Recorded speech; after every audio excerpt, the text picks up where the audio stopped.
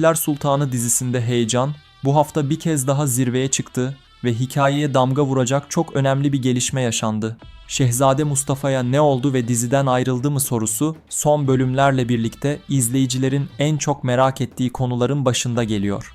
Özellikle hikayede geri planda kalması, acaba diziden çıktı mı sorularını da beraberinde getirdi.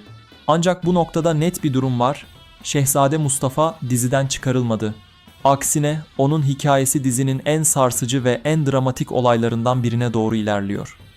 Bilindiği üzere Fatih Sultan Mehmet döneminin en trajik hadiselerinden biri de Şehzade Mustafa'nın akıbetidir. Dizi de bu büyük olayı atlamayacak ve mutlaka işleyecek. Ancak bu hikaye hemen değil, daha doğru bir zamanlamayla ilerleyen süreçte karşımıza çıkacak. Yani Şehzade Mustafa'nın hikayesi henüz bitmiş değil. Tam tersine, çok daha derin ve acı bir sona doğru hazırlanıyor. Bu olay yalnızca bir şehzadenin sonu olmayacak, aynı zamanda Sultan Mehmet için de büyük bir imtihan anlamına gelecek. Dizide bu sezonda bu konuya dair bazı küçük göndermeler ve hazırlık sahneleri görmemiz oldukça muhtemel. Ancak olayın asıl kırılma noktası ve dramatik zirvesi büyük ihtimalle bir sonraki sezona bırakılacak. Bu da doğal olarak Mahmut Paşa karakterinin hikayesinin de devam edeceğini gösteriyor. Çünkü tarihsel süreçte bu iki isim arasındaki ilişki ve yaşananlar olayın merkezinde yer alıyor. Dizide de bu kritik bağın çok daha detaylı ve titizlikle işleneceğini söyleyebiliriz. Yani önümüzdeki sezonda hem Şehzade Mustafa'nın trajik kaderine hem de Mahmut Paşa ile arasındaki o büyük kırılmaya adım adım şahit olacağız. Peki sizce Şehzade Mustafa'yı gerçekten Mahmut Paşa mı öldürdü? Ve dizi bu olayı tarihe sadık kalarak mı işleyecek? Sizler de bu konu hakkındaki düşüncelerinizi yorumlar kısmına yazmayı unutmayın. Dizinin en merak edilen konularından biri de hiç şüphesiz Şehzade Mustafa'nın hikayesinin nasıl son bulacağıdır. Çünkü tarih sahnesinde oldukça dramatik ve sarsıcı bir olay olan bu mesele, dizinin ilerleyen sezonlarında mutlaka işlenecek konuların başında geliyor. Bilindiği üzere Şehzade Mustafa, genç yaşta hayatını kaybetmiş ve ölmeden hemen önce çevresindeki yakınlarına, kendisini zehirleyenin bir yıl önce görevden azledilen Mahmut Paşa olduğunu söylediği rivayet edilmiştir. İşte dizinin muhtemelen bir sonraki sezonunda tam olarak bu dramatik sürece doğru ilerlenmesi bekleniyor.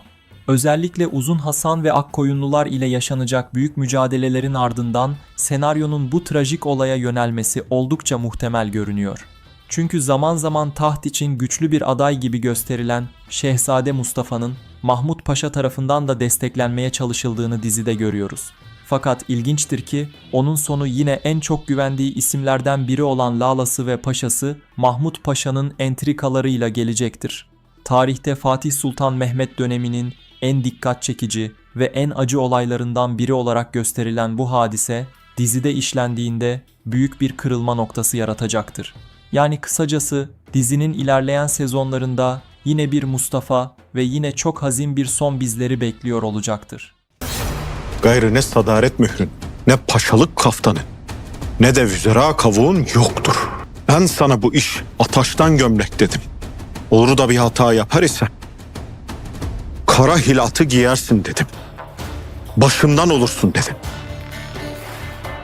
Sonun geldi. Mahmut Paşa.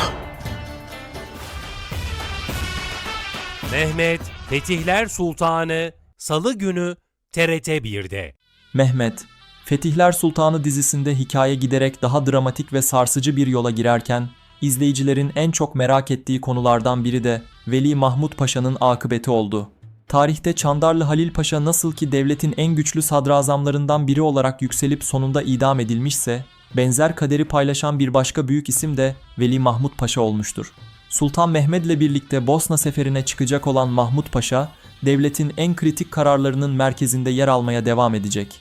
Ancak bu yükseliş aslında onun sonunun başlangıcı olacak. Çünkü bir sonraki sezonun en çarpıcı ana hikayelerinden biri, Mahmut Paşa'nın nasıl adım adım idama sürüklendiğini gösterecek dramatik süreç olacak. Özellikle Uzun Hasan ile yaşanacak büyük mücadeleler bu sürecin kırılma noktası olacak. Sultan Mehmed ile birlikte son kez büyük bir sefere çıkan Mahmut Paşa'nın kaderi bu mücadelelerin ardından tamamen değişecek. Bu nedenle kesin olan şu ki Mahmut Paşa bu sezon dizide kalmaya devam edecek. Ancak bir sonraki sezon onun için bambaşka bir dönem başlayacak. Gücün zirvesinden trajediye uzanan yolculuğu sezonun en sarsıcı hikayelerinden biri olacak ve büyük ihtimalle Mahmut Paşa için o sezon aynı zamanda dizideki son sezonu olacak. Mehmet Fetihler Sultanı dizisinde heyecan giderek artıyor.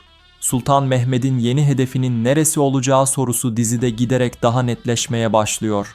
Her ne kadar söylemlerde Macarlarla büyük bir hesaplaşmadan söz edilse de asıl stratejik hedefin Bosna olacağı açıkça hissediliyor.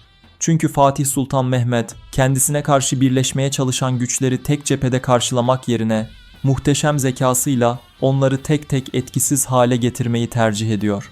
Macar Krallığı Bosna'ya ve Vlad'a destek verse bile bu destek Osmanlı'nın planlı ilerleyişi karşısında yeterli olmayacak.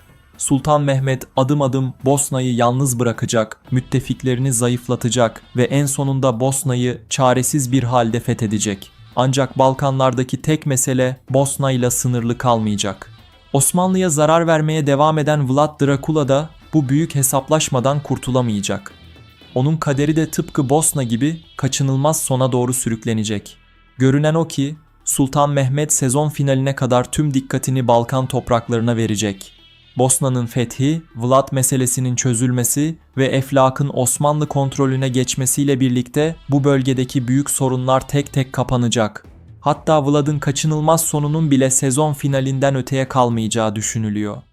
Mehmet, Fetihler Sultanı dizisi heyecan dolu bölümleriyle devam ederken dizinin gelecek planları ve özellikle de hangi büyük düşmanların sahneye çıkacağı izleyiciler tarafından merakla takip ediliyor. Son bölümlerde adını sık sık duymaya başladığımız Uzun Hasan ise bu merakın merkezinde yer alıyor. Çünkü hem tarihte hem de dizinin ilerleyişinde Uzun Hasan'ın Osmanlı ile yaşayacağı büyük mücadele artık iyice yaklaşmış durumda. Dizide geçtiğimiz bölümlerde Uzun Hasan'ın Trabzon'u desteklemek amacıyla Osmanlı ordusunun karşısına çıkması için bir kuvvet gönderdiği açıkça söylendi. Ancak bu orduyu bizzat Uzun Hasan komuta etmeyecek. Bu da demek oluyor ki Uzun Hasan'ın kendisini bu sezon boyunca direkt olarak sahnede görmemiz çok düşük ihtimal. Çünkü dizide Vlad'ın büyük isyanı ve Eflak'taki kanlı süreç işlenecek. Sultan Mehmet sezon finaline kadar tamamen Vlad meselesiyle meşgul olacak gibi duruyor. Bu yüzden Uzun Hasan ile Sultan Mehmet'in yüz yüze gelmesi hem gerçek tarihe göre hem de dizideki tarihe göre de bir sonraki sezona kalması en olasıdır. Yine de sezon finalinde izleyiciyi yeni sezona hazırlamak için küçük bir sürpriz sahne ile Uzun Hasan'ın ilk kez gösterilme ihtimali her zaman var. Böyle bir sahne hem sezon finaline damga vurur hem de yeni sezon için beklentiyi zirveye taşır. Peki sizce Uzun Hasan karakterini hangi oyuncu canlandırmalı? Sizler de bu konu hakkındaki düşüncelerinizi yorumlar kısmına yazmayı unutmayın.